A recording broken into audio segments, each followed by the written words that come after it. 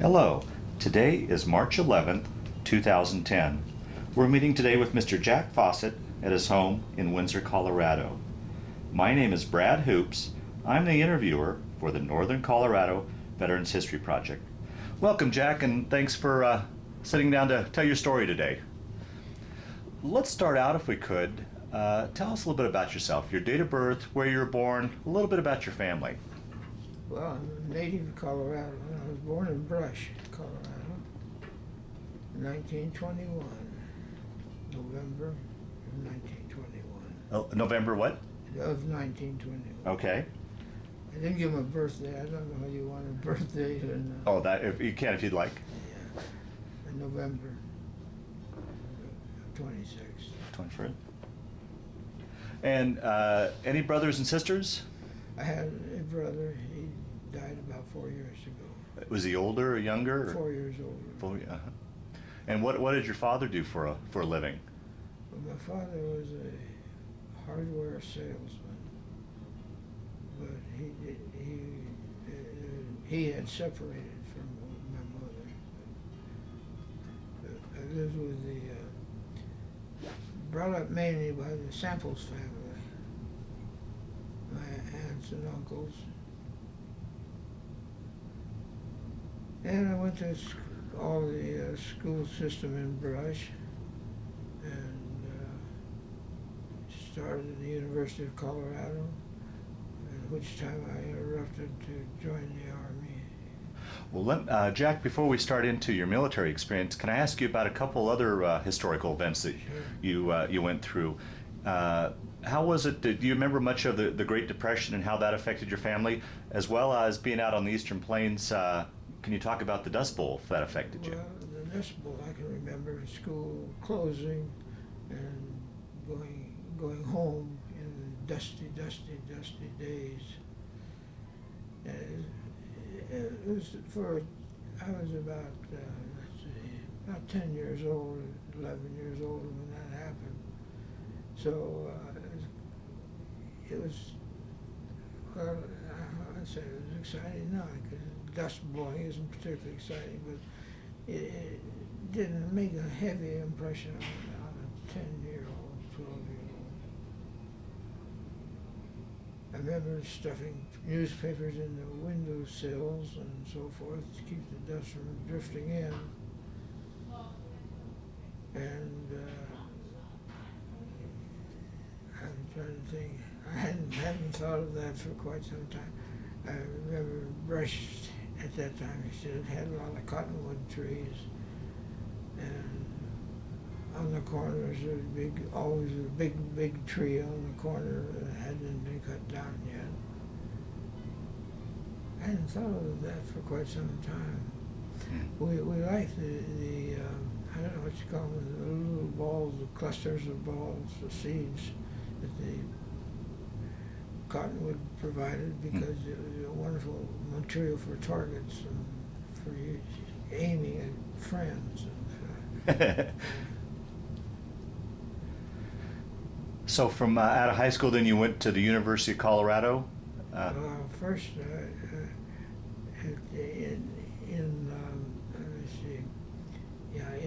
I graduated in 1939 from high school. Uh-huh. And it was customary to get a job with the sugar company if you could, because it was part-time work, of course. And let's see, what can I put together with that? I know. From high school, the period right after immediate graduation, so the government was offering civil... The CCC? CCC, civil aeronautics. Learn how to fly, that's what the government did. Really? Cubs, and that type of airplane. And there were 4 of us who were interested in going somewhere to get a job. We decided to go down to Texas. Houston was having a boom situation because they were digging a canal to the ocean at that time.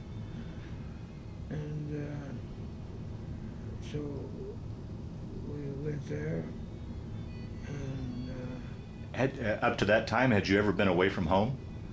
That far away from home? nothing but Boy Scout camping. Yeah, yeah. But we went to Texas, Houston's where we were, and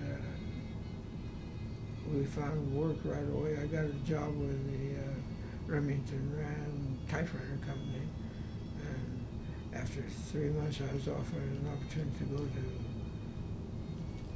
New York to one of the factories to learn more in depth about it, which I thought about it for a while, and I decided, no, I don't want to be a typewriter mechanic.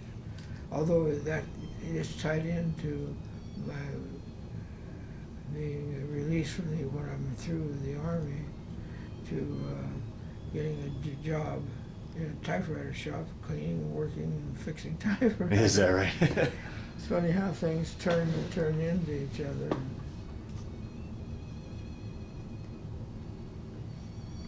So from Texas, then, how long were you down there before you came back up to? Texas, let's see,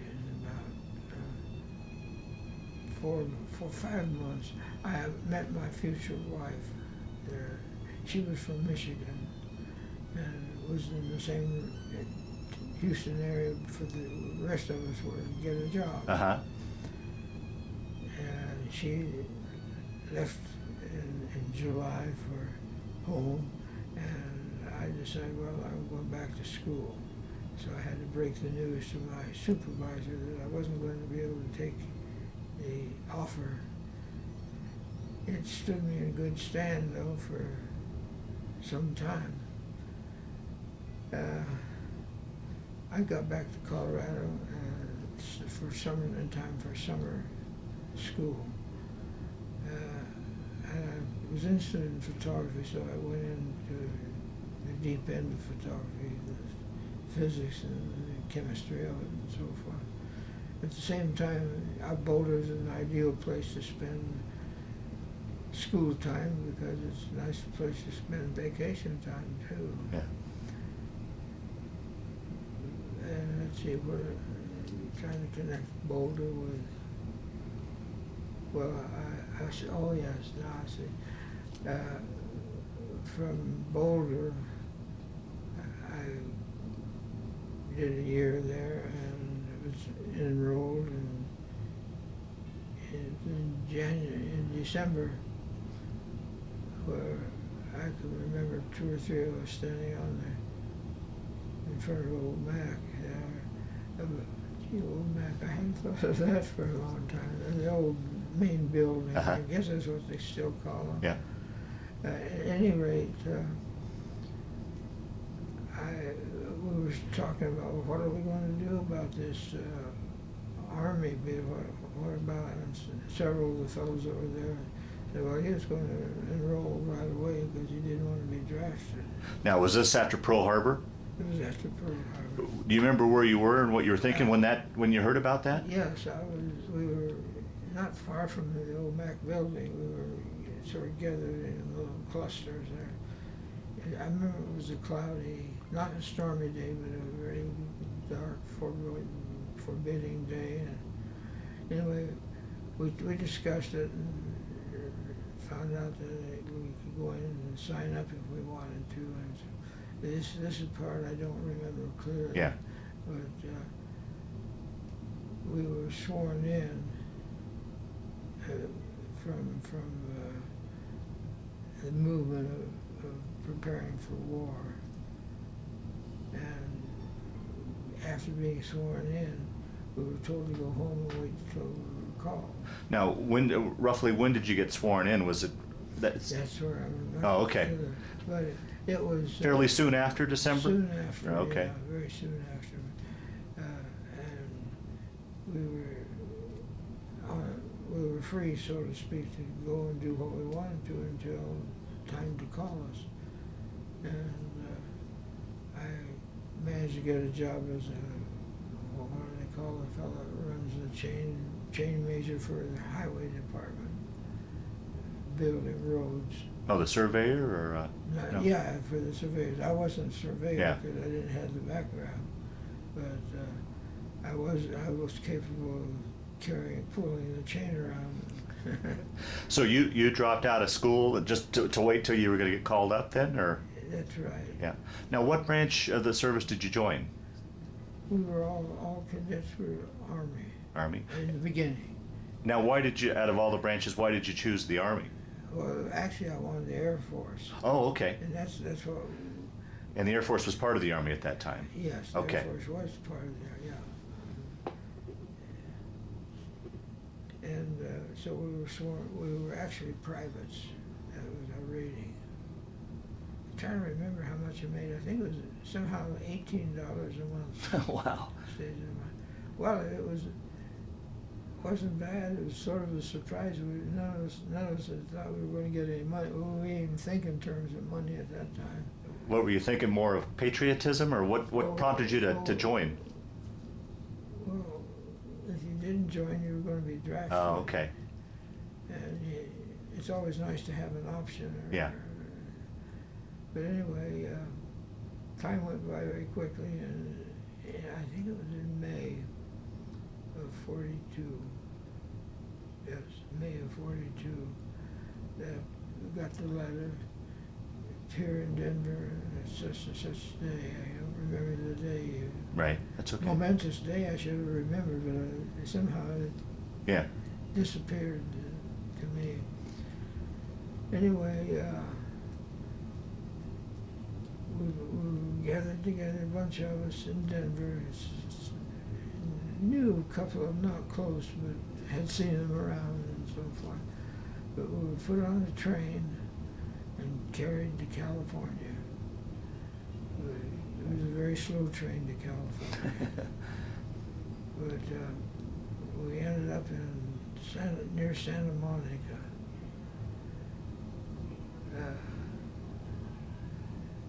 And we were there in cadet training for about 6 or 7 weeks.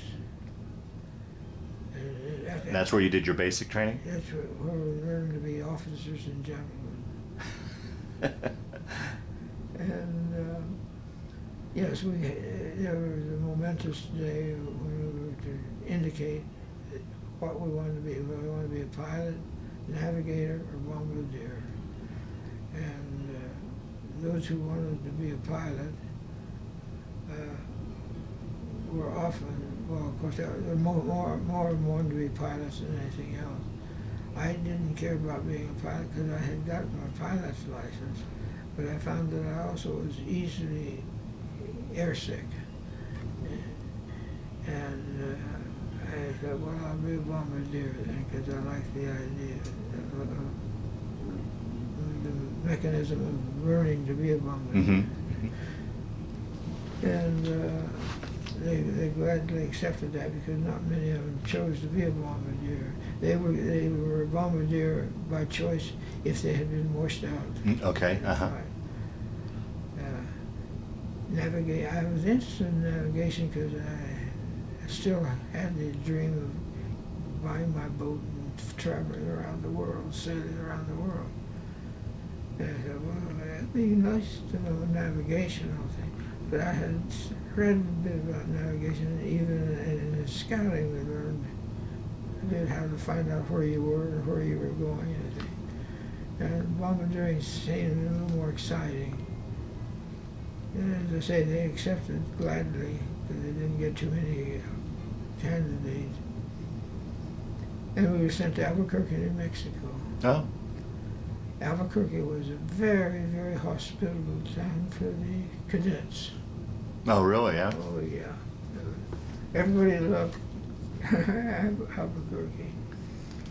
But there we were learning how to drop, well, how to, yes, I will say how to drop bombs. It's not just, well, anyway, the materials that the Army had were all provisional because everything was done in a hurry and get people out in the combat as quickly as possible.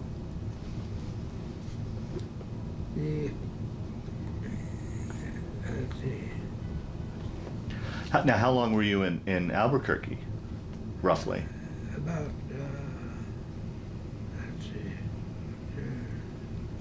let's say about 2 months. Okay.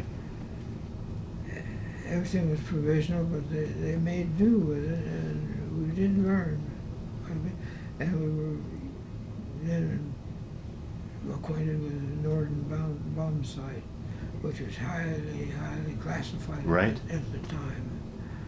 And actually what it was a computer.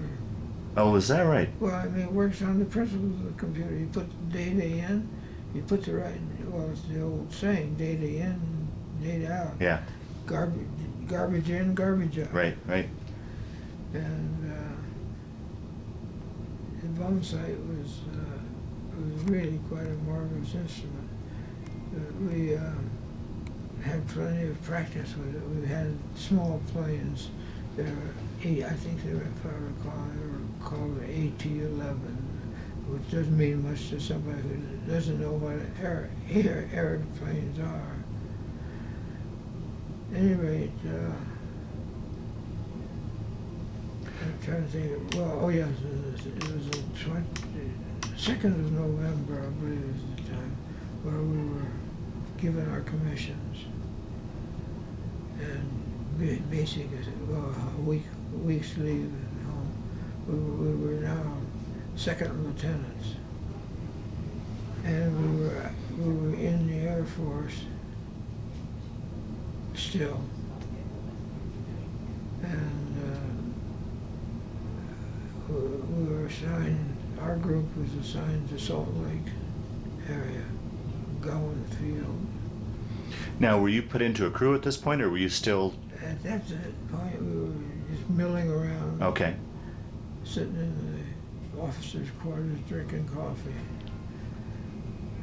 And then after about a week or two of that, after I asked my girl if she'd marry me. So I take it you had been corresponding this whole time? Corresponding. Uh-huh. Yeah.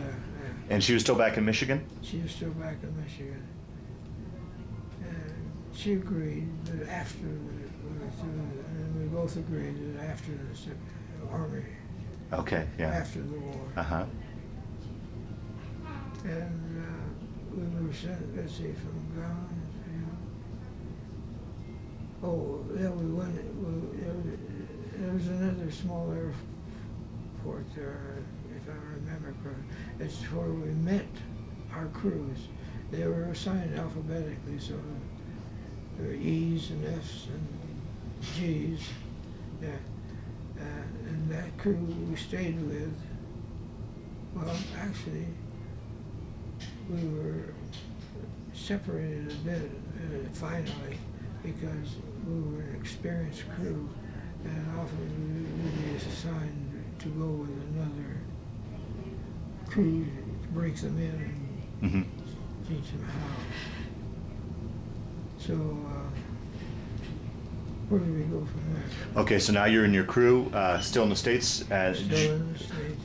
Did you prepare then to go overseas? Well, we had several temporary assignments, like in Walla Walla, Washington, Redmond, Oregon. Yeah, I haven't told those names. Now, if you'd asked me, I probably couldn't have given you those names by themselves. Rise to the surface. And in let's see, there's one missing and I can't, but that's where we actually were introduced person to person in the crew. And we had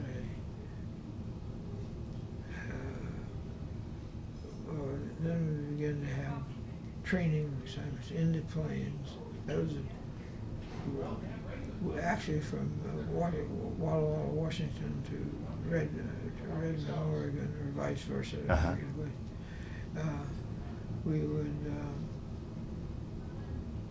do flight training. Now, you were put into a B-17, correct? I was put into that was not what I wanted to be in to begin with. I wanted to go in or some of the smaller twin-engine planes, very fast. Like a B-26 or something like Yeah, that? it's something like that, Widowmakers, as they call some. Oh, right, okay, yeah. But they're low flying and fast in and out. That sounded good to me. Uh-huh. But as to a bomber which is slow but very dependable. And we did maybe 2 weeks or 3 weeks of training there, and we transferred to another post till finally we were in Smoky Hill, Kansas. Smoky Hill, I think that's it, yeah. That was our last U.S. assignment. From there we went to Florida, Miami, which is a jumping off. So we were assigned to go the southern route and fly our own airplanes to the battle area in England. That's the way that information sort of filtered down to us from time to time. We know, yes, I guess we're going there, we're going here. Yeah. But at any rate, Florida was quite a change from Smoky Hill, because this was in January. Oh, sure, yeah. Yeah. It was cold. And we had a lovely trip, sightseeing trip, you might speak, in our own airplane, so to speak, from Miami to British Guiana to Belém, Brazil, which is interesting because in Belém, Brazil, I found my attachment for Brazil. And after the war, I know we're jumping here, but they're connected. After the war, I determined to go to Brazil. Is that right? And I ended up spending 15 years there. Is that right? Just because of that stop, you just fell in love with the area, or? I don't know why. Is that right? Yeah. Because the city over there wasn't very significant. Nothing that you want to come back to necessarily. Yeah. But I liked it. I'll be darned. I don't know why. Maybe in some other life I had been there. You know? Yeah, right, yeah. But at any rate, continuing on Uh-huh. my way to England. Now you went, I take it you went from Brazil to Ascension Island in the... Ascension. Yeah, how'd you get that? Oh, just so many people have taken that route, and I've always been amazed because it's this little bitty dot out in the middle of the ocean. How you guys ever found that? It's a rock, practically. Yeah, how you guys ever found that is amazing to me. Well, I got the worst case of sunburn on my feet. We were there to fuel. There was a fuel stop. So Yeah. But the rest of us, the crew, the pilot and the engineer had to stay there and take care of things. But the rest of us, they didn't need any bombardiers and their gunners or anything else. So we rolled around, took it easy, and went barefooted. Stupid. We went barefooted. It's not a convenient barefoot because you got to walk on those sore feet. Anyway, we managed to survive that encounter, and then we went to North Africa, from Ascension to North Africa, where I left out an important thing. If you look down at any of the pilots or crew people, if they had a certain type of boot on, you know that they'd been to Belém. They call them Belém boots. They're just half boots that were cheap, kind of flashy. Just a thing for an itinerant air crewman, you know. Anyway, all of us in our Belém boots went to North Africa, where we spent a night, went down to the Kasbah. I mean, these are kids jerked out of farms. Well, that's what I was gonna. That was my next question. Here's a boy from the prairies of Colorado. Now you're in exotic locations like Brazil and Africa. Well, that must have been very exciting. It was in a way a little bit disappointing because it wasn't alluring as we thought it might be. Oh, is that right? Yeah. But it was, yes, it was exciting. And there we could buy, instead of, well, to go with our boots, you could get nice leather wallets, soft leather. Didn't have much to put ahead of them, but we had wallets. And then we, let's see, from North Africa, where did we go? Well,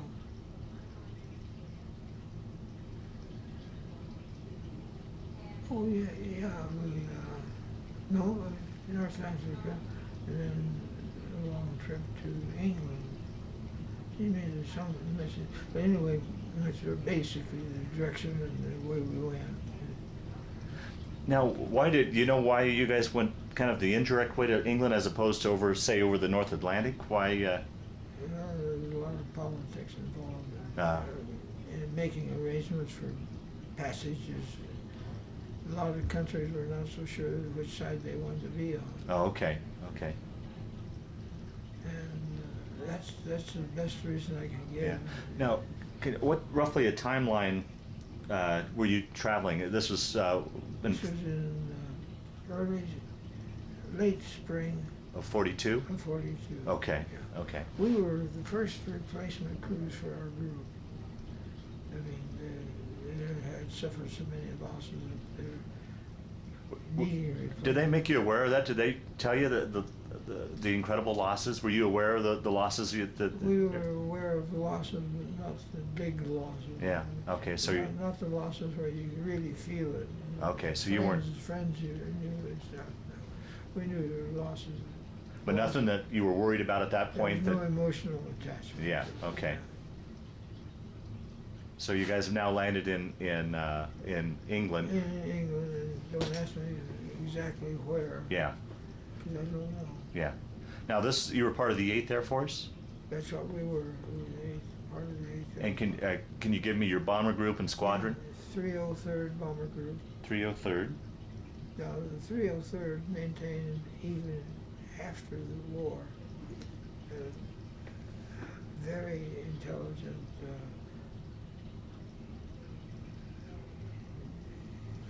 what do you call it? Well, anyway, they kept in touch with us. They kept and put out a publication quarterly. Oh, okay. Very, Kind of an association that. very good, very promotional. And what was your bomber squadron? 330. 330. Okay. 360, sorry. 360. 360, yeah. Okay, so you guys are now in England. How long were you there before you started to go on your first bomber runs? We were there in June. We started out as neophytes to going to with cruises we later on did for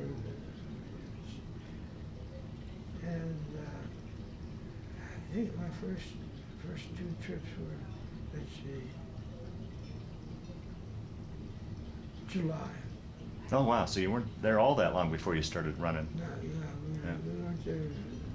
Did you say all that long? Or that Well, it doesn't sound like you were in England all too long before you started making bomb runs. Oh no, well, the distribution center, so to speak, where all the arrivals, it was quite a hubbub of rumors and training, lectures and so forth, and poker playing, crap shooting, you name it, every element in the United States there. Yeah, right. Yeah. And so it was in July. And as a matter of fact, I remember July because on the 14th, we were ordered to go on a low-level flight for which B-17s are not really, Mm-hmm. you know, we cruised at around 152.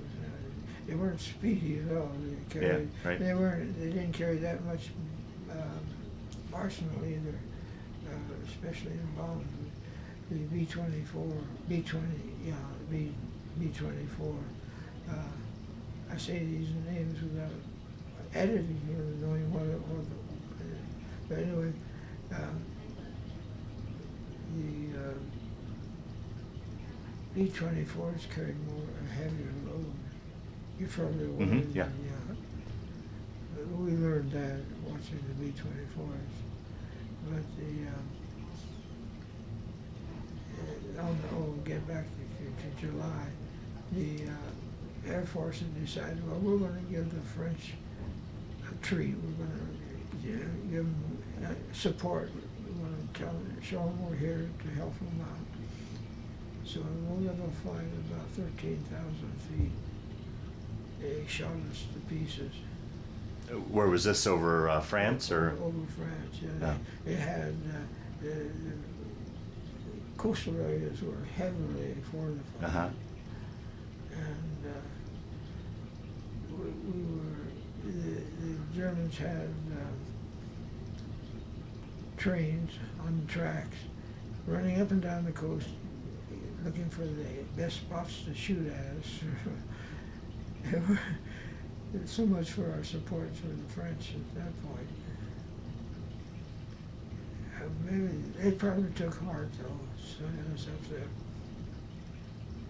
And then our training, basic training was over with. We were now flying regular flights and as a crew. It was about,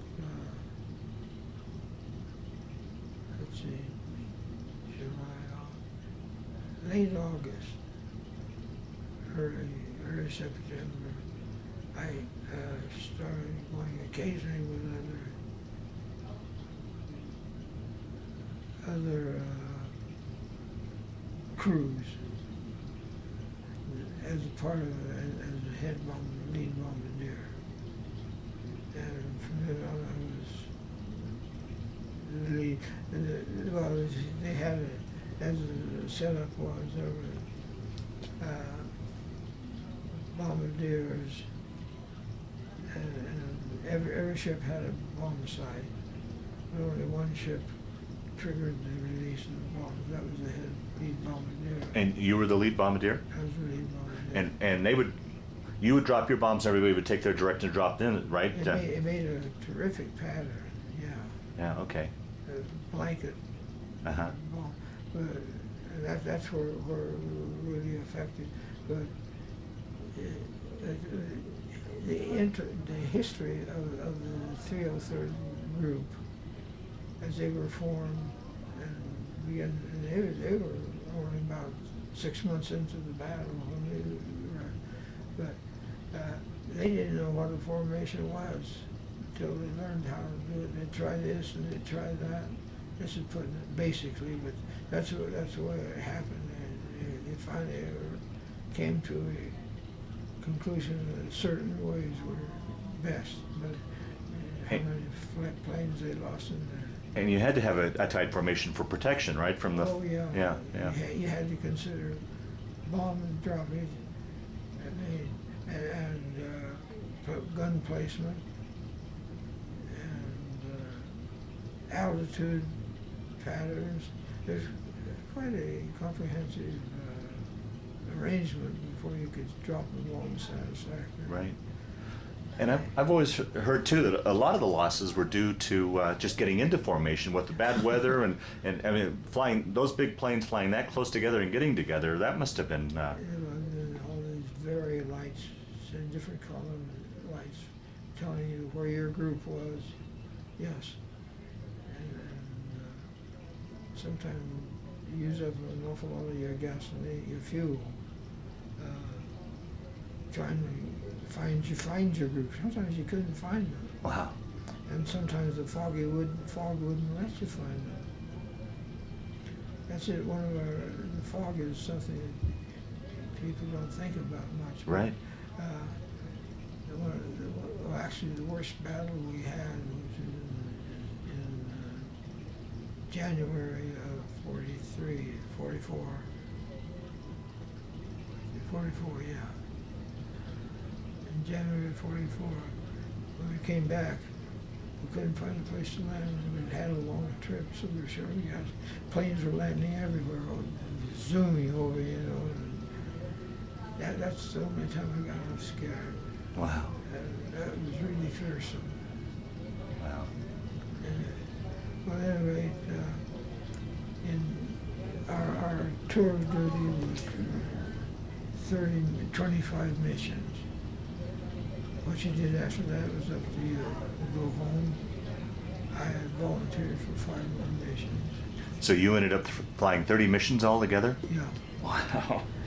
Well, and about a couple months later, they started reducing the number of missions because we were beginning to get protection and not losing so many ships. Although on that last mission we lost something like 40 ships. Wow. We were decimated. Wow. That must have been quite a sight being up in the air and being in those formations and seeing all those hundreds of ships and. Yeah, that's right. And then seeing the attack results of the flak, the puffs of smoke. Talk to those that will watch this. Explain what flak is, and explain what that's like going through flak. Well, what flak is an explosive shell shot into the air, hopefully hitting an airplane or hitting near. You don't have to hit them, just near. The fragments of the shell will destroy the plane, the enemy. And they're just shells full of just metal, aren't they? Just metal shrods that. They have, yeah. Sometimes it's where they put in thumbtacks and whatever else metal we could get, but they were effective. But it's not that easy. It's like shooting a duck. You got to lead right.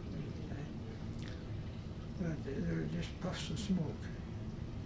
Well, it must have been, particularly for you in that front canopy there, that glass canopy. How did those canopies survive those flak hits? At that time, the plexiglass that we used was sufficient to deflect, not a direct hit, it go right through, to deflect a certain amount. They use those for signals too, so every once in a while they call a puff of smoke out there. And we assumed that was to guide the gunners, give them something to gauge their shots. The flak, and of course the bombers had no insulation, the metal skin. Right. Yeah. They were cold. Yeah, you guys, they weren't pressurized, they were cold. They were cold. Did you wear an electric suit? I didn't. The gunners back in the back area of the plane, through the side windows, did. And, the ball turret gunner did. And the side gun, yes. And when we land, you see some of them hopping out of their plane and sort of dancing around. And you realize that they had a short circuit in their blue suit. Oh boy. I mean, you think there'd be enough to contend with getting a shot of electricity every time or the hot shot, yeah.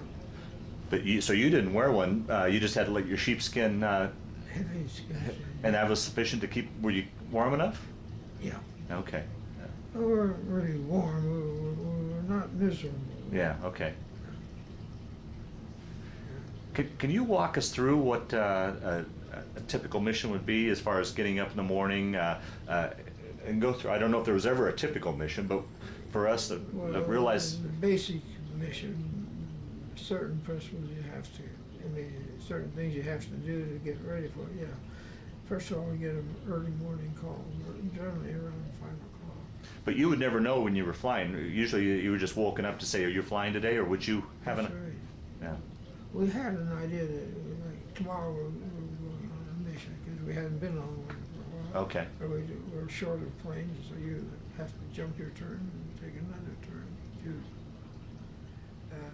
You get up, you go to breakfast, and then from breakfast you wash up again, you have, depending on how far the mission is, where the target is, how condensed that time is.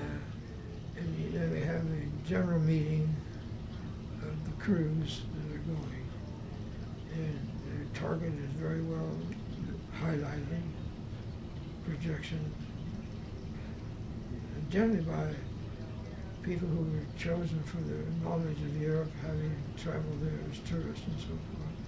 And quite often they get a lot of reminiscing on this about, oh yes, I remember as a student I had beer in this car. You know. Is that right? Oh yeah, they could personalize it as much as they can. Yeah.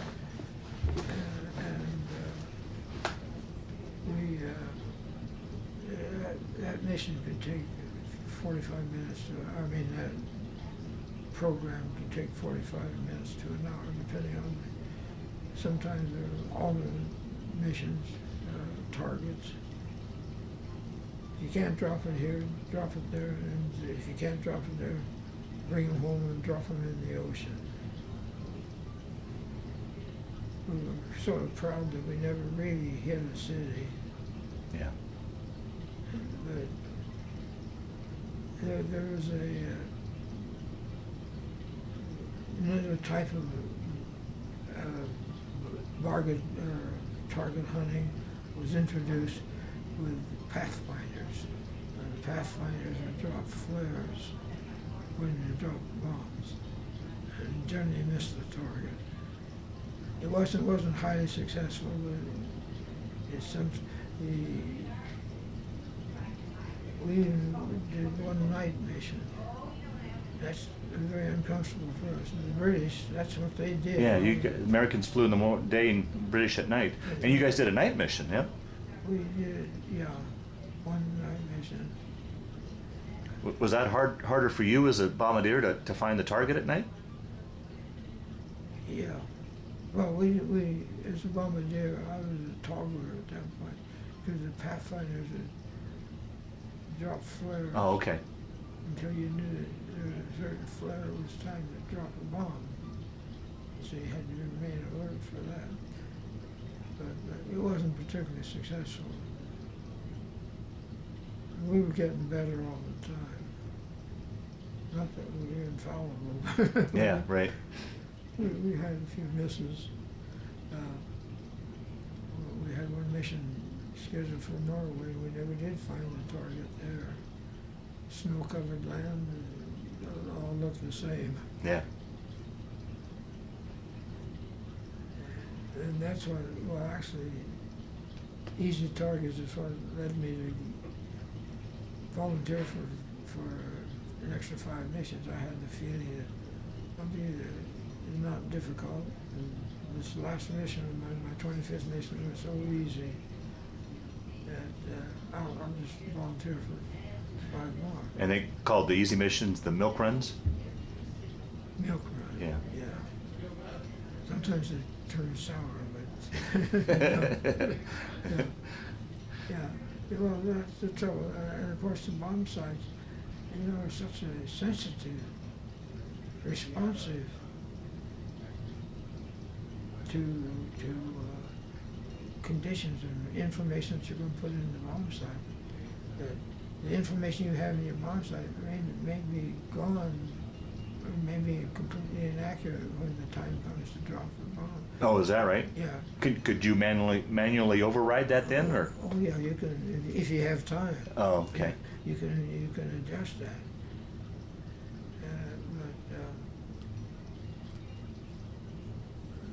Let's see.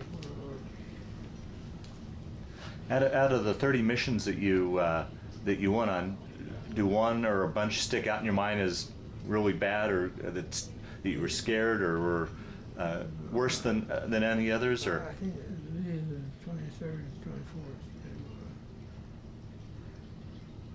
We were fortunate. We managed to block out 3 factories of aircraft. They were close together for some reason or other, probably assembly of materials and parts and so forth, much more convenient that way. But anyway, we did That definitely was our worst. We lost the most planes that time. Wow. I think we lost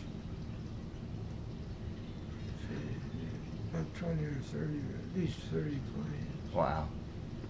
Yeah, look at the group.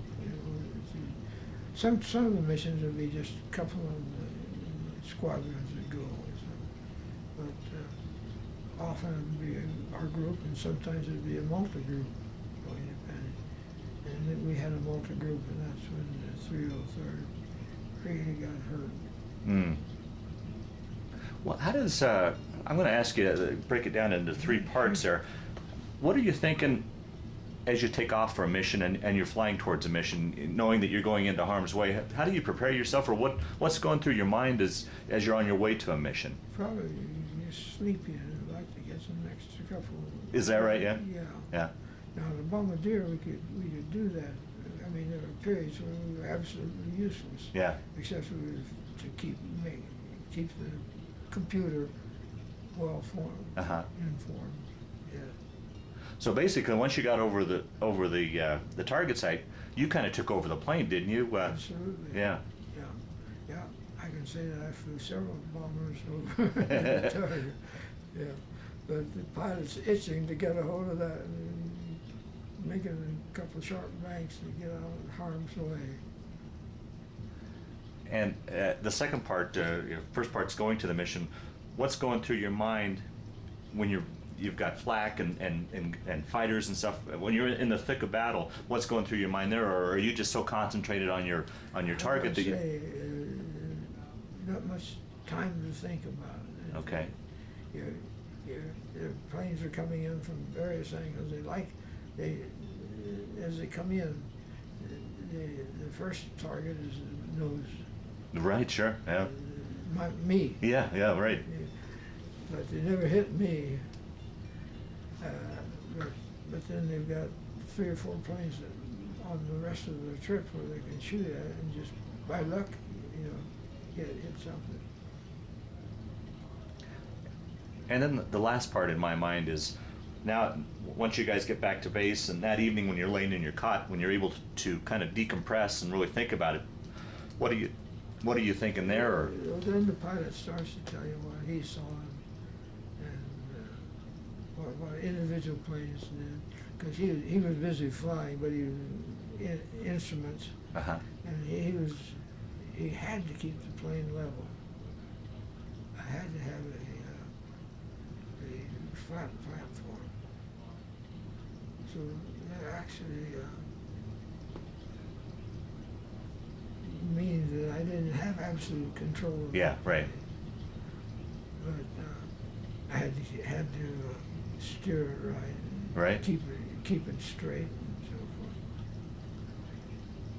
What would you guys do? I mean, it was obviously a very stressful time. What would you guys do to deal with the stress?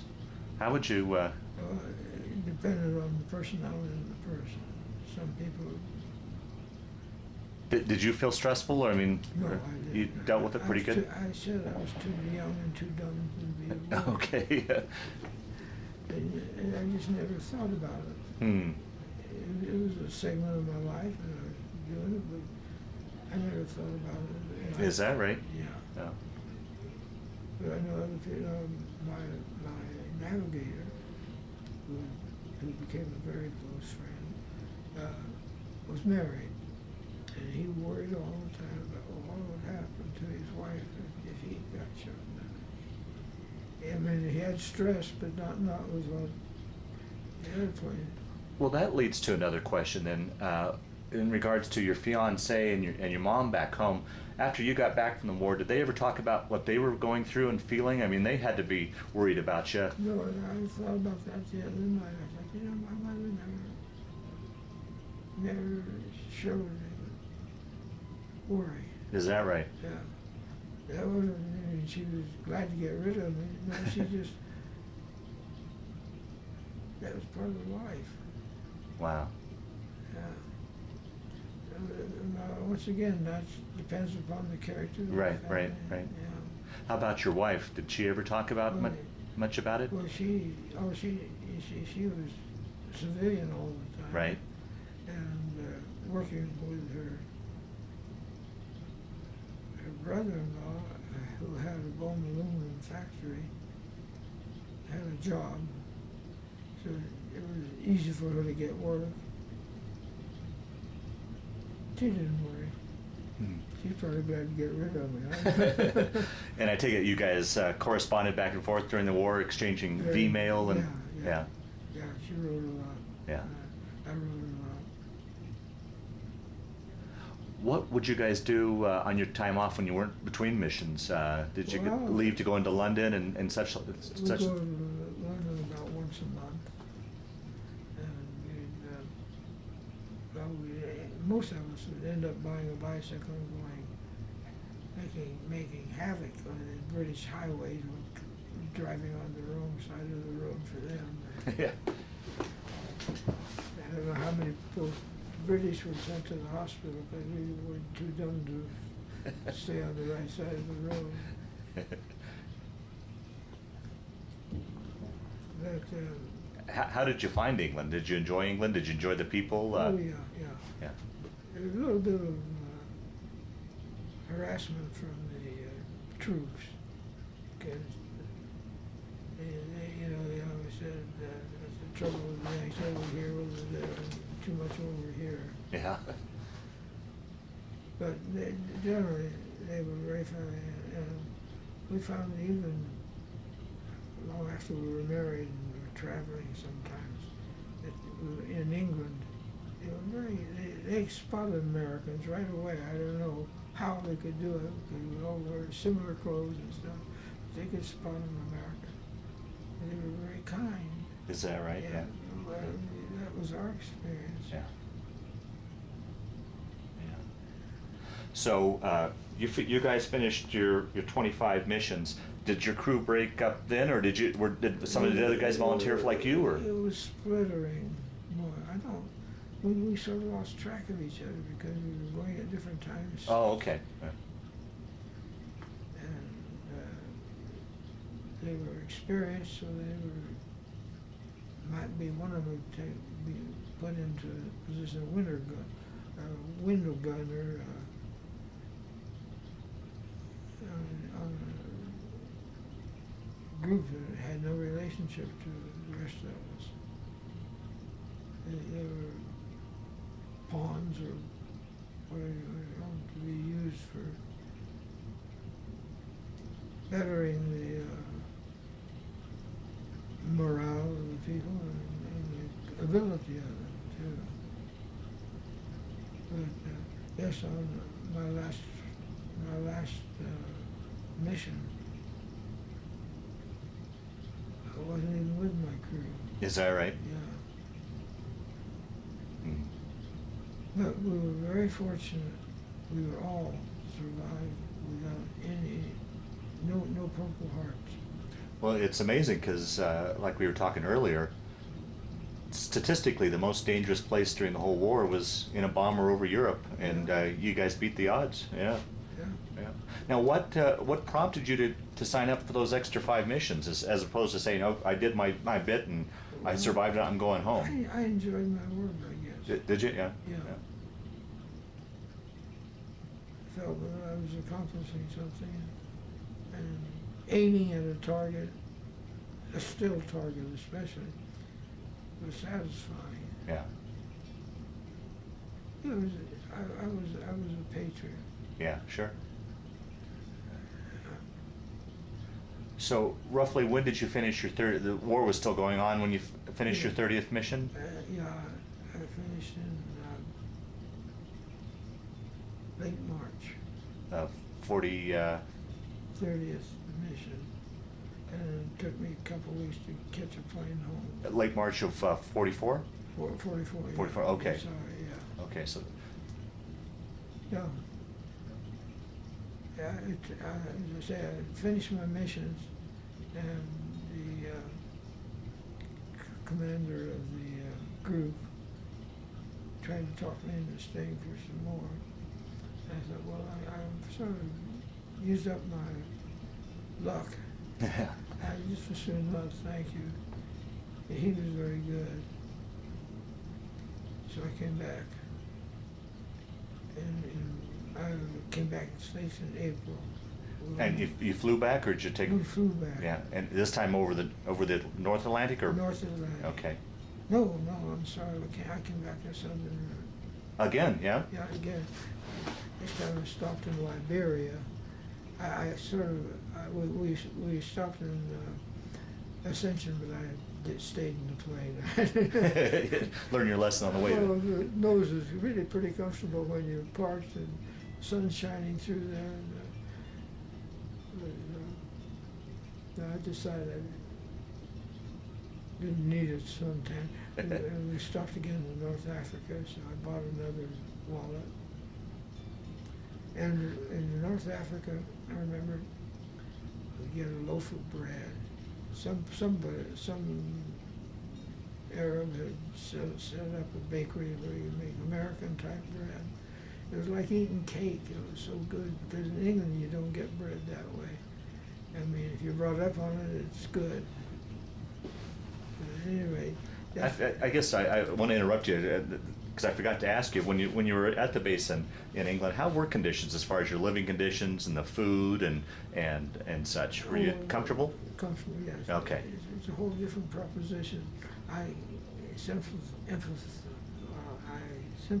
with the ground troops, because they had it day and night. With us, we get shot at during the day, but at night we can go home and sleep. Mm. And we lived in the Quonset huts, reinforced with here and there with cement bricks and stuff. Was it tough though, with all the losses, to come back and find that somebody you knew was lost? I mean, how did you deal with that, or was that? Did you ever lose any Quonset mates? No. Oh, yes, we had. We lost some Quonset mates. New crews come in and go out. You hardly get a chance to know them well. Oh, okay. And those you do know well, you do. It's a little wearing, I suppose. Yeah. But as I say, you didn't know them that well. You knew them by name, and they had a few quirks by quirks. Yeah. And they had a few quirks. Yeah. As Emerson said, me and thee, you know. Now, did you guys? Were you in the same plane? Did you guys name your plane and do any nose art or We anything? named it, and when we arrived there, we never saw it again. Oh, is that right? We flew it through all our training missions. Bombardier, no, I can't think of the name now. I have to think about that. But Bombardier, that's it. Our pilot did that. Where he got that name, I don't know. He couldn't explain it either. But we never saw it again. Oh, is that right? It probably was renamed very quickly. We felt a little sad about that, because we had become accustomed to it. Oh, sure, yeah. And in training we had, we were stationed for a couple of weeks in North Dakota. It was pretty cold there. The water was very rusty. And the snow was permanent there, practically. I mean, permanent, of course, come summertime. Very nice. Later on in life, I met some people from there, and they loved it. So. Well, we'll jump ahead back to your. I kind of cut you off your story on your return flight home back to the States, Sure. and you went that same route back to Brazil and then up. Well, we stopped in Liberia. Got to visit a rubber plantation. Talked to the Americans who were running the plant, rubber plant. And other than that, it was practically the same. We came back. Home. We stopped in Puerto Rico, but I can't remember why we stopped there. Well, probably for fuel. Uh-huh. But we stopped in Miami too. That's where we. Let's see, Miami. Oh, yes. When we got back, Bombardiers were a dime a dozen. What do you want a Bombardier for in the States? And of course, some were trying to utilize them. We'll retrain them. So Bombardiers were going to put in navigational schools. Oh, so when you got to the States, you weren't, because you had completed your missions, you weren't able to get out. You still had to stay. I was still a soldier. Oh, okay. Yeah. Pilot, or not a pilot. Right. Airman. Right. Yeah. But with your missions and such, you didn't have enough points to get out of the service. You had to stay in once you got back to the States? Yeah. Okay. Yeah. Somehow the point system never excited me. I guess I must have enjoyed my stay in the Army. I can't think of why, but yeah, well, I'd say the Army treated us well. There's no doubt about that. So once back in Miami, where did you go from there then? Go from Miami, then we started visiting, short visits to various places. I went to, from Miami, I went to Texas, to, gosh, what's the name? Well, anyway, we were in Texas where we had classes. We were in classes. And don't ask me what they were about. It was to kill time and say, well, these people are working for their flight time. Were you given during this time any chance to take leave to go see your fiance or your mom or anything? Oh, that you could. Of course, when I got back the 26th of April, got married on the 27th of April. Is that right? Yeah. Wow. We had in my wife's house in Michigan, had a family wedding. And then we went to, I was scheduled for R&R, rest and recuperation. Uh-huh. And we started out in Los Angeles, right on the Santa Monica. Very nice. Hotel was turned over completely and run by the Army. And we spent a week there. That was our R&R. I can remember for a quarter you could buy a huge shrimp. Huh. So this was more or less your honeymoon? It was our honeymoon. Uh-huh. Well, our honeymoon, then I did take weeks of vacation too, I think 2 weeks. But at the R&R place, there was my navigator and his wife. And I say my navigator had been married before the war. Right. It was very, I hadn't realized that when we lose contract when they assign you to here and assign you to there. But he was a he was a very fine person. I figured him being my mentor in many things. He was about 5 years older than I was, and had traveled to England as a student on his own. So Okay. he was, he was worldly. Right. And I consider, I learned any good habits I had from him, so. Because I was, let's see, I was about 20, 21. I was young for 21, Some people 21 are adult, I wasn't a full adult then. Right. Right. So then from R&R, you were back to Texas. Now from this point on, did your wife follow you around, or did she go back to Michigan, or? When we were married, she followed me around. Okay. Our schedules were not very rigorous at all. And I say, they didn't really know what to do with us. Didn't want to let go of us yet. You never know. Yeah. But didn't want to. And let's see, we went Texas, we went to Springfield. Springfield, Massachusetts, yeah. Oh, okay. I mean, it's about as far away as you could get from Texas. Yeah. And we were over there, we enjoyed a strong wind. And then from Massachusetts, we went to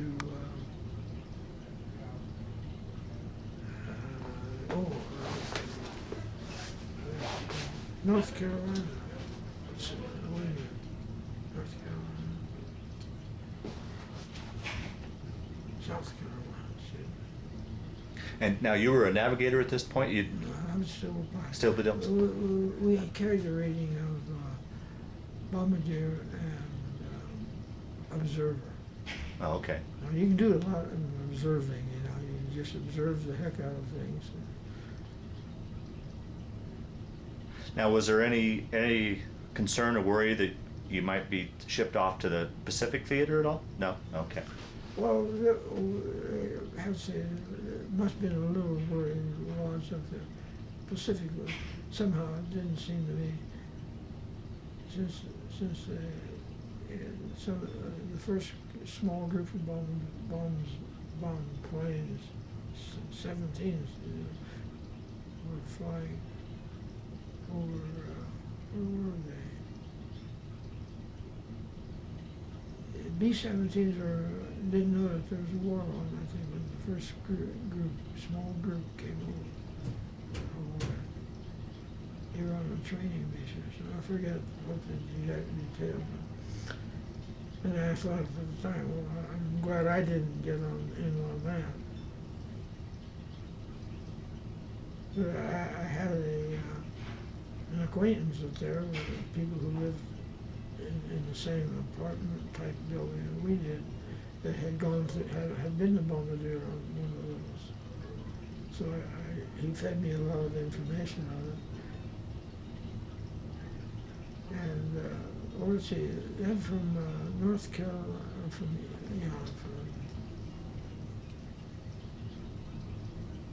South Carolina, I guess it was, yeah.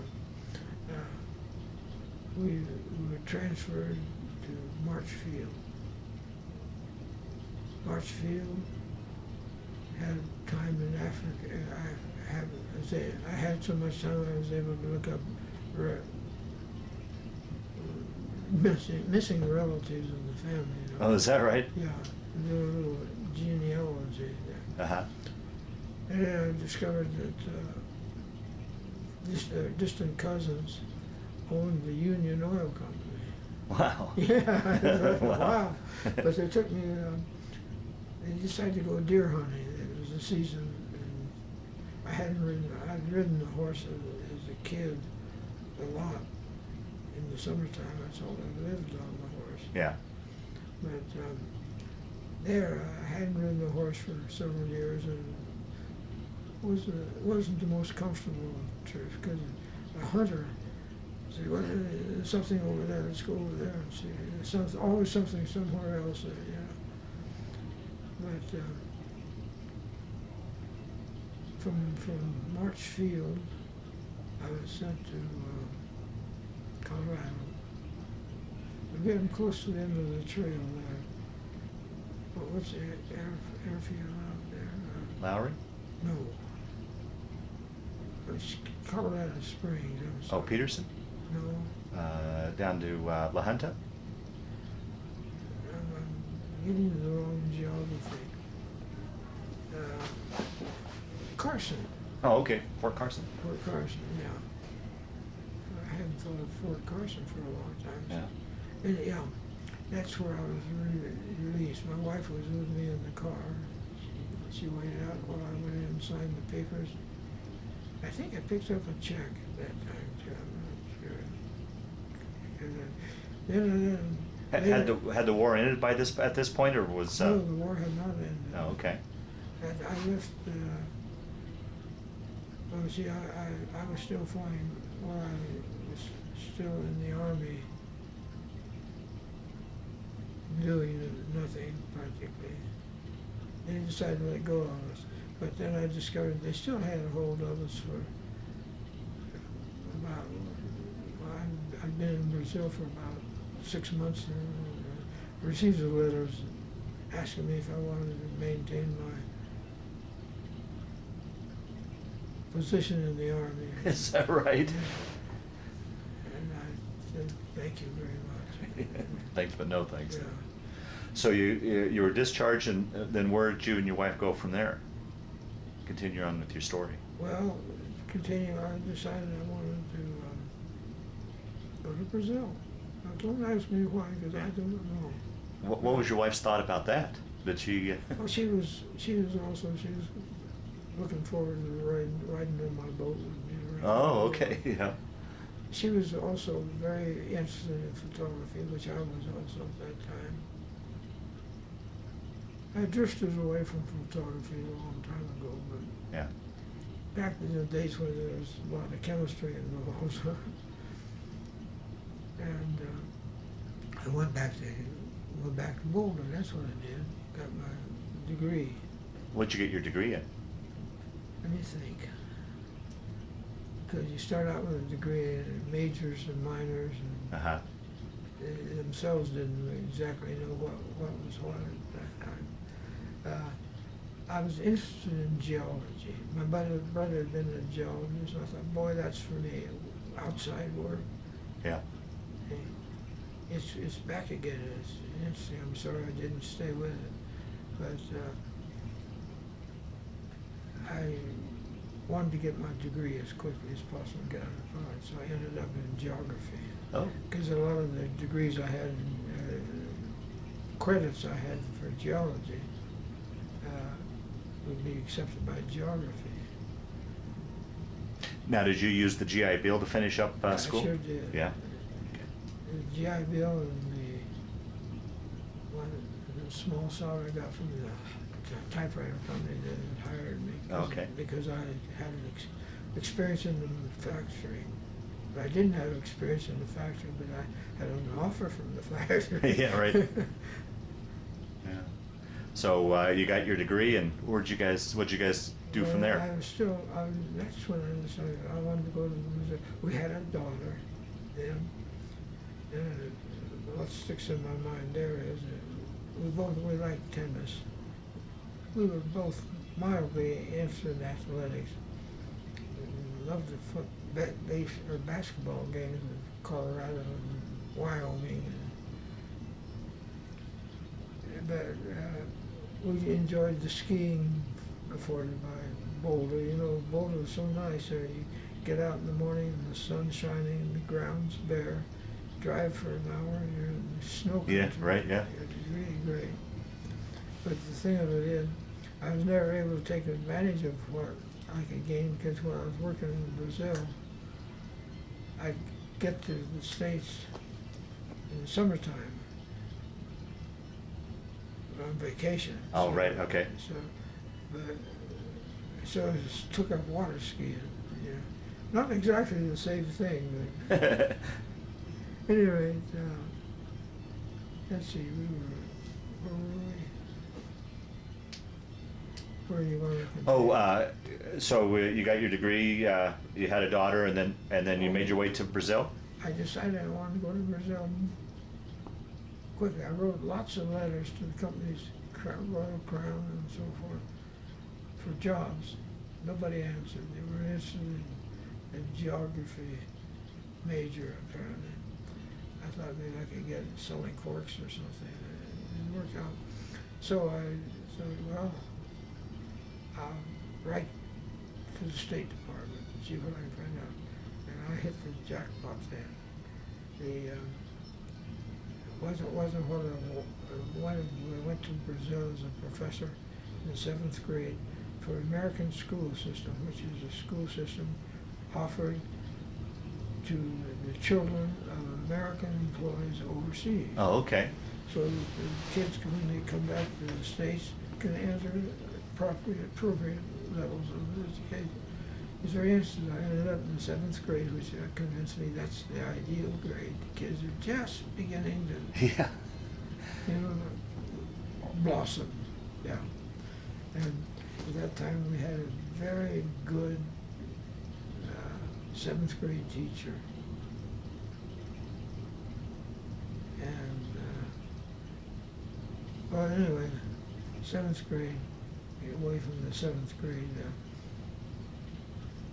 I've got off track there. So you were teaching seventh grade, where in Brazil? Yeah, in São Paulo, Okay. which is the largest, it's past Rio. Uh-huh, right. Yeah, well, I got American School Service, there we are. Mm-hmm. Let's see if I put this together. The school service was, we'd pay you while you're down. And give you the job of teaching. And I'm like, I had taken 1/4 of Portuguese in Boulder. He was a world-renowned bridge expert. What was his name? I can't think of it. He was Brazilian by birth, I guess. Or was he, I can't remember, he was Brazilian or Portuguese by birth. But anyway, listening to him talk, and I said, I've got to go to Brazil. Huh. So how did I get to Brazil? Well, I thought, well, I'll catch a boat. That's what I'll do. I did. Well, I caught a boat because I became familiar with the consul in São Paulo, which is the port, in Santos, which is the port in São Paulo. And he said, Jack, I got a boat that's missing a wiper, and he's heading for Brazil tomorrow. Can you go? I told my wife, I'm going to Brazil. I'll be back. So you were going down to kind of scout things out, or? This was, I've jumped around there. Where was I in Brazil? I know where I was in Brazil, but I mean, how did I get, oh yeah, I was in Brazil. That's it. And I needed a little extra money. I thought, well, if I teach English, besides teaching at the school, I can pick up a little extra cash. Yeah. How did I get the job? Well, the consul in Santos told me, he said, Jack, you've got this boat that's going to New York. I had to go to the States to apply for another job. Oh, okay. I was getting a little mixed up there. But anyway, I got a job on the boat as a seaman. Wiper. You go around with a rag wiping everything. That's why they call them wipers. I ended up in New York with $17 in my pocket. That was good. That wasn't bad money then. And from, let's see.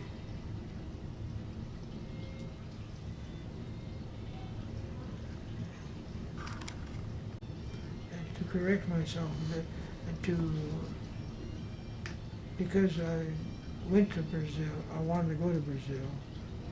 I accepted the offer from the school, Inter-American School Service,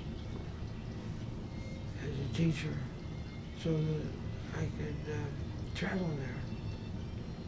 They wouldn't pay for your family, but I had a little money saved up from Army service and things, flight pay and etc. And anyway, I got to Brazil and I loved it. And my wife found it very nice because you could have maid service. Okay, yeah. It was a pleasant, and Brazilians liked Americans. They really liked Americans. A lot of these South American countries, culturally based on towards France. But the United States during the war had gained on. Of course, Brazil was at a period where the dictator there, Getulio Vargas, wasn't sure whether he was going to go German or U.S.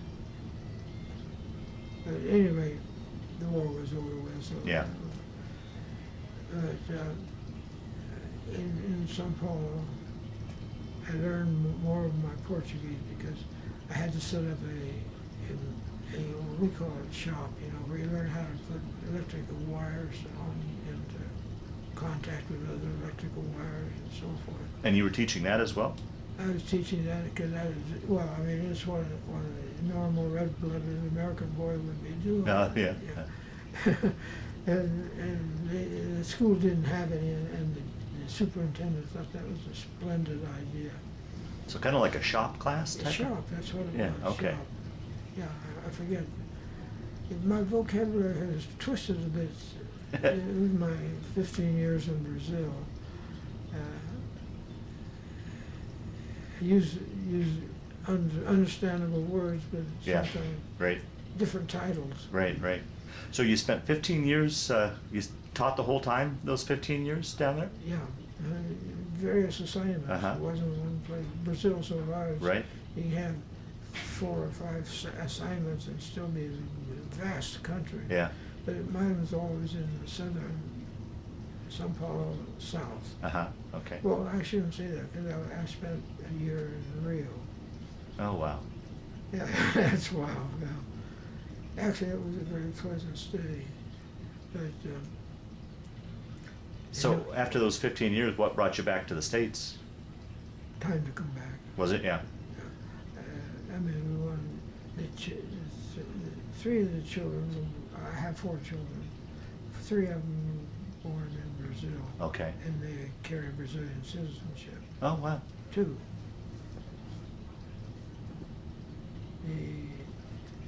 They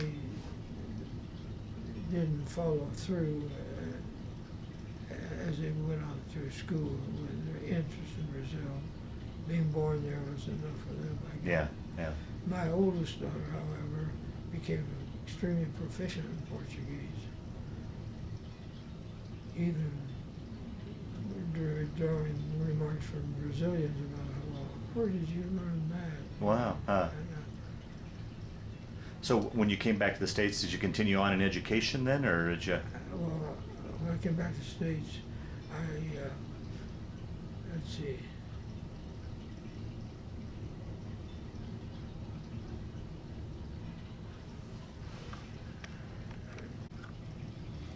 Okay, so continue your story then, Jack. All right, where do we leave off? You had finished up your teaching in Brazil, and then I think you said you would ran an ice cream store for a little bit. That's right.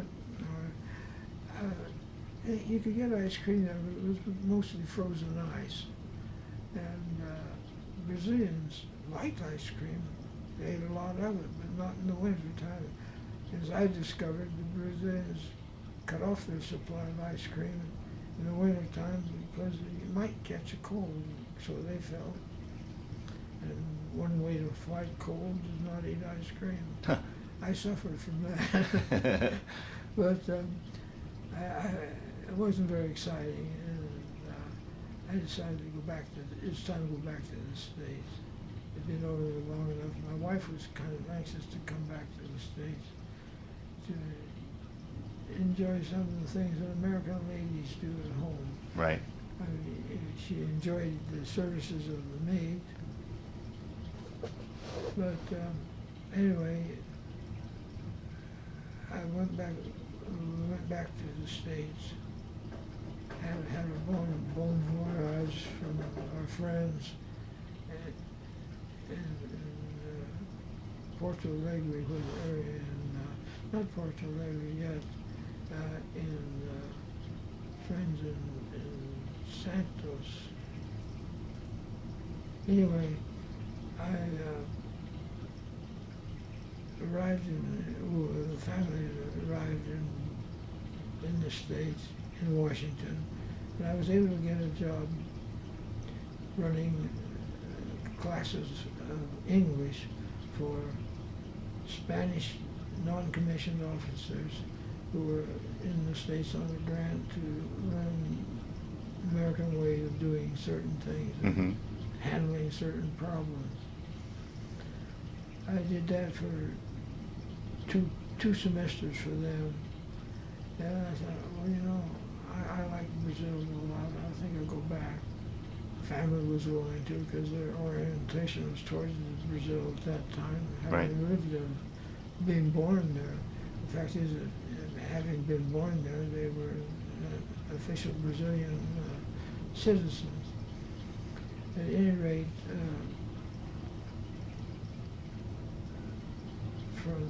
I contacted Washington, where the headquarters for the school service were operated, to communicate to them that I was willing to teach again if they wanted me to. They had an opening for me in the Santos at that time, and so I went back to Santos, which Santos is the principal port of Brazil. Some people might challenge that, but it's the coffee port well, at one time it was the coffee port of the world. I don't know what it is now. Yeah. But I was there for 2 years, and at that time I had been working. I had about 5 or 6 years of experience in working with these schools, English institutes, English teaching institutes in Brazil, and but it was always as a grantee, and there had been a movement to incorporate the grantees into foreign service, because their money came from essentially the same source, that's the government, and so I applied, took the examination for foreign service, passed it, and became a foreign service officer. Oh, is that right? Yeah, direct transfer. And as a foreign service officer, I was assigned, first of all, as a cultural attaché, junior grade, in the Rio area. But then my next assignment was in Sao Paulo, or not in Sao Paulo, in Porto Alegre, which was a southernmost city, well, not southernmost city, but a large southern city, where the gauchos come from. Out on the plains there? Out on the plains, Yeah. that's right. Is it similar topography as here in the Colorado, or what would you compare it to? No, it's much lower, but it's the plains, yeah. Similar to the plains of Colorado, or what would you compare it to, do you think? More like the plains of Argentina. Oh, okay. Yeah, okay. So, it is more like yeah. the plains of Colorado. Okay. But there's a lot more moisture. Yeah. A lot more moisture. And Now, how long were you down there then? Porto Alegre, I was there for 3 years. And let's see, this is at the time of the Kennedy elections and so forth. Oh, boy. Just as we nail it Uh-huh. down, yeah. But Porto Alegre, our program consisted mainly of American libraries, putting translations of American authors in Brazil, in the libraries. Their library systems are very archaic, as they are in most of the world. I mean, it's hard to it's not so hard to compare them to American libraries now, because American professors and students have been down in foreign countries establishing American libraries. And let's see. And then from where was your next assignment from there then? Porto Alegre to Rio, to Rio for just a year. And then to the States for home leave. So how long were you in the Foreign Service? Well, I put it this way, I was for 30 years in the government service. Okay, okay. You're combining your teaching and your Foreign Service? Yeah, put them all together. Yeah.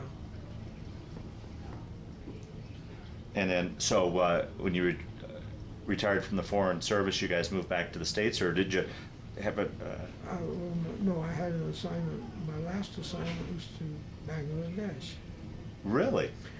I'm sorry that I didn't go to Asia a little sooner. I mean, I don't regret any of my South American experience.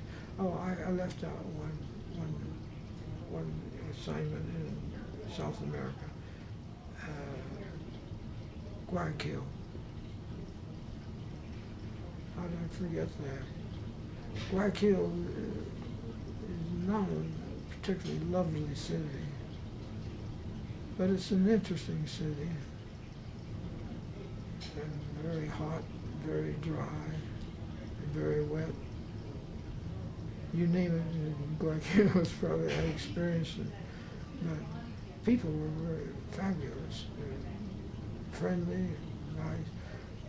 I liked it better than Quito. I was offered an assignment to Quito, but I think I had enough of Ecuador.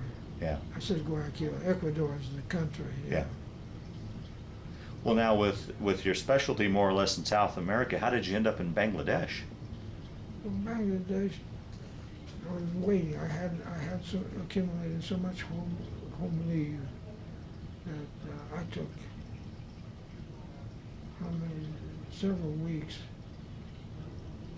I traveled 17,000 miles in the States here, looking for a possible place to retire. Uh-huh. Thinking of the future. I wasn't quite ready to retire, but sooner or later it would. But every place I went, they said, "Oh, Jack, this is where you want to settle."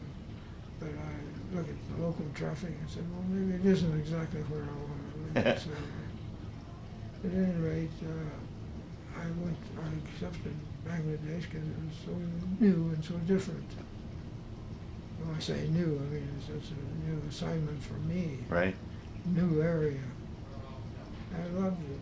You love Bangladesh? Well, there's a difference there. You like something if you know that you can leave it. If you see it as the end of everything, Uh-huh. you might not be interested in it.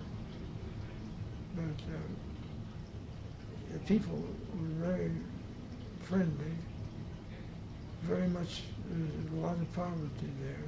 There's real poverty there. The children run around and they see them with a bowl on their head. That's a feeding bowl, but they wear it until they can find something to eat. Wow. How long were you in Bangladesh? 2 years. 2 years. And that was your last overseas assignment? And that's when the inducement came to, you want to retire? Oh, okay. Not retire a wealthy man, but Yeah. retire. Comfortably. Yeah, Yeah. comfortably. And so I said, actually, Bangladesh, and then I was sent to Washington. Okay. Every 4 years, you generally are eligible for, and you accumulate if you don't use it up to a certain time. And so that's what I had. And so I was back in the States. And with all that traveling, checking out places to retire, where did you end up retiring? California. California, yeah. Yeah. Why did I retire there? Well, it was nice. I had an uncle living there and several cousins. And it attracted me. It is a nice town. Not that different from here. Anyway, ended up in Santa Rosa for 25 years, 26 years. Didn't seem like it. I never seemed to quite, it's not like being born in the city. You just never quite fit. Yeah. Okay. Not a misfit, but Right. certainly not a fit. Right. Yeah. And that's the time when the economic situation became tight. Houses were going, I call it, I guess, on the eve of good times. Oh, good. Because I was fortunate in the sale of my house. Although why I wanted to sell, well, I know why. Because my wife had died, and I just wanted to get away from memory. Memories. Yeah. You were married. You were saying 61 years. 62 years. 62 years. Wow. Yeah, 62 Yeah. years. And when you get, getting old is bearable, but it's not all that much fun. Yeah. In fact, it can be very nice. But there are things you can't do that you used to do. Yeah. Yeah. At any rate, I sold the house. It was a quick sale, so a quick move. Somewhere I had to find a place. I found an establishment. It was an assisted living quarter, one room apartment, but big apartment. That's when I had the fall. Mm. Are we on? Mm-hmm. And I seemed to be certain the juxtaposition of my adventures, because I didn't mention when did I mention when I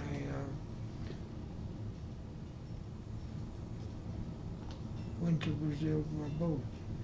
Oh, so you finally fulfilled your dream of getting on your boat? Well, it was a tanker. When I wanted to get to Brazil, look for a job.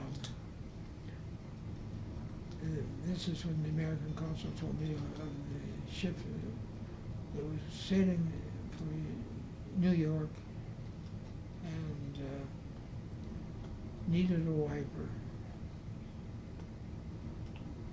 And I had to go to New York if I wanted a job, because I wanted to get it in the correct position for the job in the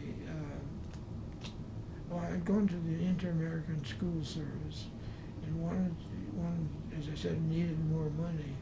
So I had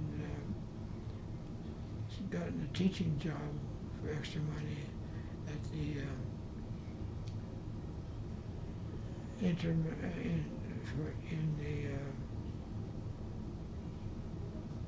oh goodness, the Binational Center program. That's these little chunks sometimes come out, and quite a bit of your memory goes with it. Yeah, sure. Okay, no problem. But I had to go to Washington. That's it. Washington wanted to interview me. They didn't like this business. They hadn't had good luck by hiring people who just happened to be in Brazil. Oh, okay. They needed people who were there for a reason, I think. And so I had to get to Washington, and that's when I got the ride on the boat. Oh, okay. Yeah. Wiping my way across the ocean. Anyway, I was offered the job. And this time it was a little more beneficial. I could take my family with me. They'd pay. And we made, in that 5 or 6 years that I was doing that, we made trips back and forth to the States on home leave by boat. So we became veteran boat users. Oh, nice. Generally, we took the Delta line because it was a combination boat and freight, and you had a limited number of passengers, maybe not just 5 or 6, but maybe 60 or 70, but not a crowd. Yeah, yeah. And Boy, it must have been a wonderful experience for your children, a good educational experience. Yeah, I've got lots of good pictures with him wearing the life vest. I mean, comes down to his knees. But yes. So you lost your wife and moved out of the house, and then I moved into this unit. And then we're out here and visiting your son in Colorado when you found your present. I found the place I wanted to go to. I put in my application and traveled out here once or twice to see how building was going. Actually, it was fairly fast, and so moved into here. And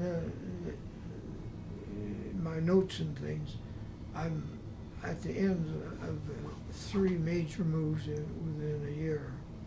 And so that means you lose everything but the automobile and the refrigerator. It says 2 moves is the equivalent of a fire. Oh, wow. And I've had 3 major moves, as I say, in 1 year. So I'm still finding stuff that I've forgotten about. Yeah. Well, we'll start to wind down this interview, Jack. Just a few more questions. So, Sure. You're married 62 years. You had 4 children. How many grandchildren, great-grandchildren? Well, just one grandchild Uh-huh. and 1 great-grandchild. Okay. All the rest of us were all living. Yeah. Well, one question I always like to ask at the end of the interview is, how do you feel your time, your war experience, did that play a part in your life, affect your life, change your life at all, or was it just simply a chapter you think you just went through? Give me perhaps a little more structure to the life. Army does teach you a few useful things, you know. You make a sharp bed. Better utilization of your time, I think. Although I'm still prone to waste a lot of time thinking about what I'm going to do next. And sometimes when I'm starting to feel sorry for myself, I start going back over what I've done and what I've been. I've had a pretty interesting life. Yeah, absolutely. Sounds like a very fascinating life. Yeah. Can't complain. Yeah. I'm very lucky, and we've had. Well, now that I'm old enough to start wearing parts out, it's a little bit different, but during the active years, we enjoyed good health. Yeah, oh good, very good. Yeah. Yeah, very good. Well, Jack, I want to thank you for sitting down to tell your story today, but more importantly, I want to thank you for your service to our country.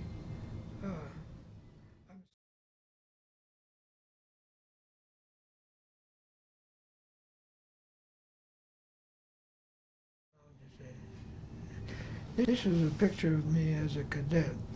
The apparatus that he's wearing, that I'm wearing, I should say, is one that's used for a line of about 30 cadets getting their pictures taken to send home. I'm a cadet pilot, or not pilot, I'm a cadet airman here. We're about the same rank as a private. Okay. This is me at the end of my Army career with my ETO ribbon, that's European Theater of Operations, 8th Air Force, and captain bars.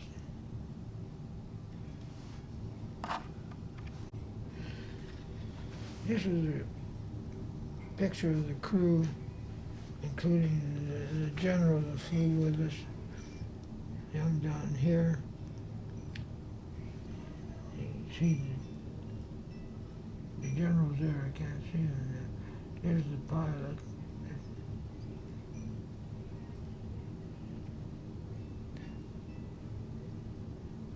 And you said this was taken right after a mission? This is taken after one of our most successful missions and one of our worst losses. Hmm. But this was at the end of eliminating 3 factories of airplanes. So Jack, the caption on this says Jack with Old Faithful. So this was your bike? That's my bike. This is over in England? That's an English bicycle. Okay. And that's primarily how you got around? Trained to run on the left-hand side of the road. Jack, can you tell the story behind these 2 pictures here? Well, these are what we would call escapee pictures, or perspective escapees. I guess that would be a picture. They're taken in case we were shot down and are still physically able to run or walk and work our way out of the enemy's territory. And you would take them and put them on like a fake passport, or? Put them on. They had secret groups in various... The resistance? Resistance groups, yeah, where they would give you all sorts of documents, and it's nice to have actual pictures. Oh, okay, interesting. And this is your crew here, Jack? This picture here? This one? Uh-huh. Yeah, these are... Now, over the years after the war, did you guys ever keep in touch? Ever get together with any sort of reunions or anything like that? Only when I got in touch with the navigator. Okay. Others were scattered all over the country. Okay. So this crew picture here again is the same one we saw earlier when you went on that successful mission? Yeah, it's a clearer picture of the crew itself, and not so much shadow on them. But this is the lead crew of the mission. When I say lead crew, in this case, is the 8th Air Force. Now, the man in the middle is the general. Why did he fly with you on that mission? Generals. Was this the general there, did you say? Yeah, that's General Travis. And he flew with you? Yeah, we flew on several of them. Oh, he did? Oh, okay. But he's always flies in the lead plane. Gotcha, okay. And where are you in that picture, Jack? This is me right here. Right. Okay. That's my navigator next to me, between the 2. Yeah. And the pilots. This is a picture of the headquarters personnel. I was transferred from the group 360th to the at the end. That's you in the top row at the end. Yeah, I can't see that. So this is a picture of your wedding day, and you said it was one day after you got back to the States? I got back on the 26th.